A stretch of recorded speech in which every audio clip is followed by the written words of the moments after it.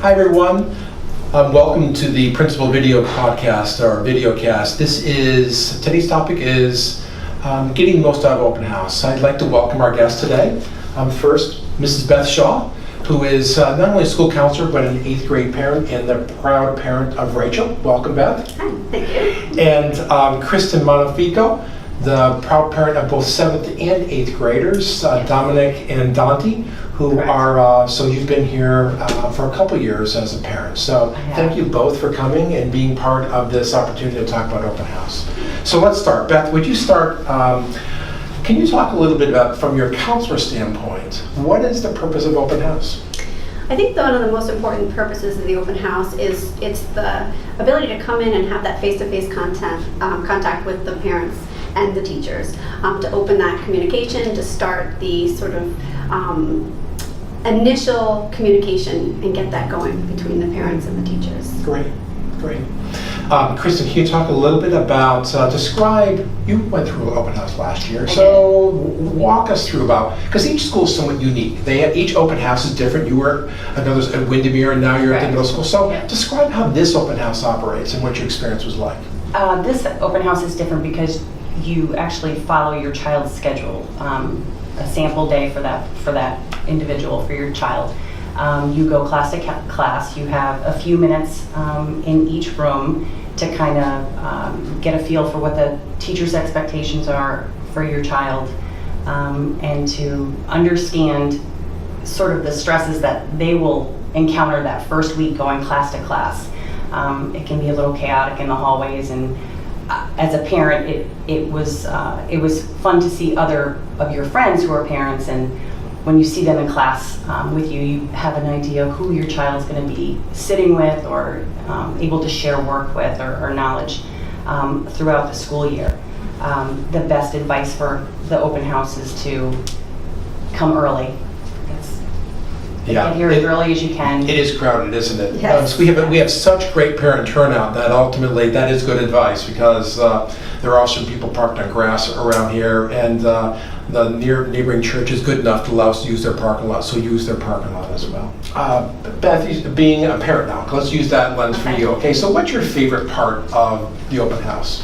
I think it's interesting from my point of view because people are waving to me and kind of smiling, those that know me from the community, but it's also getting to share in the experiences that your child has. So knowing what it's like to go from an upstairs classroom to a downstairs classroom. So when your child comes home and they say, oh, I was rushing to get to my locker and then back, you have sort of that empathy and you walked a mile in their shoes. And I can't tell you how many parents by the end of the night are thinking, oh, I know why they're so tired, or come home exhausted after school.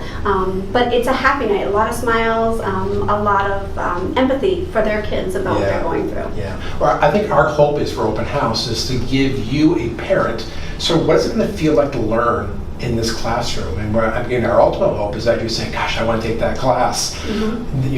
So can you talk a little bit about advice, to parents about the idea you're going into this classroom, it's an 8-minute sort of little segment of that. Any advice to the parents about the idea of what they should be listening for or what they should be doing during those 8 minutes? I don't think it's really a time for finding out all the rules. I think it's more of getting to know the teacher, some of the expectations that the teacher has based on learning goals that they might have for each of their children, and then to follow up by reading those emails that get sent home, checking out the newsletter and other suggestions that they make, as opposed to personalized questions about my child. It's an overview of what the classrooms look like as a whole. Contact information. Make sure you get email information, contact information.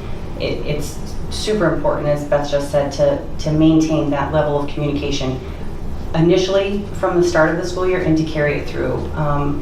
But to just kind of get an understanding of the expectations, what that teacher expects of your child throughout the school year as far as homework time, attendance, makeup policies, stuff like that. But most important is just to make sure you get the contact information. So if you have any follow-up questions, you can contact. And the teachers here are great as far as emailing back. I had several experiences last year with Dominic's teachers, and it was great. Awesome. It was great. It is a good point, though, with 25, 30 people in the room, and only 8 minutes, so it is talking about the curriculum and individuals or follow up at that point with a phone call or an email. Right. And I also think the students themselves are pretty proud that their parents walked Yeah. around and did their schedule. A lot of Yeah. times the next day I'll say, oh, I saw your parent there. And there's a sort of beaming, and the kids are really Yeah. happy that their parents now know what their Yeah. experience is like Yeah. each day. I love the laughter in the hallways. The parents are having a blast, Oh, aren't it's a they? blast. It's a Oh great my time, gosh. you know? Yeah. And sometimes you're like, oh, I have to Yeah. go to class. Yeah. You get caught up I do with- write passes You sometimes. get caught up with your friends in the hallway. It's like going back to school yourself, you know, Yeah. because you see your Yeah. friends in the Yeah. hallway and what class do you have next? Yeah. You Yeah. know? And I do always find that there's one or two parents that will continually come past the refreshments Yes, between each yes, class. we do offer so- refreshments, don't we? Here's my last question for you. So what if I can't make it? I mean, some people are working in the evening and starts at 6:30. So what advice do you give to a parent who can't make this open house? Make sure that you read those packets that come home with your kids. Those first few days, there's so much paperwork that comes home with them. Get the most out of the paperwork that you can. If you can't make it to the open house, follow up with emails to each teacher, with a guidance counselor, with any of the staff that you really feel it's necessary to touch base with, and just let them know that you're going to be a willing Yeah. participant in the school year, and it also lets your child know that you're involved as well. Yeah. So. And I think kids Great really advice. appreciate that too, because Yeah. when the parents and the schools all working together, and it's ownership for the child's learning, Yeah. I think it really creates a nice sense of community. Because we do know, right? We've talked about the idea that parent involvement is a great indicator of student success and student achievement. Absolutely. And that's so closely linked to having an active parent and high performing and high achieving students. So this is an important opportunity for parents to come and get a chance to be part of school and nothing like first impressions and coming through, huh? Right. Absolutely. Terrific. Well, thank you for coming in. I Thank appreciate you. you taking the time to share. This topic has been getting the most out of open house, and we hope to see you at our upcoming open house. Thank you.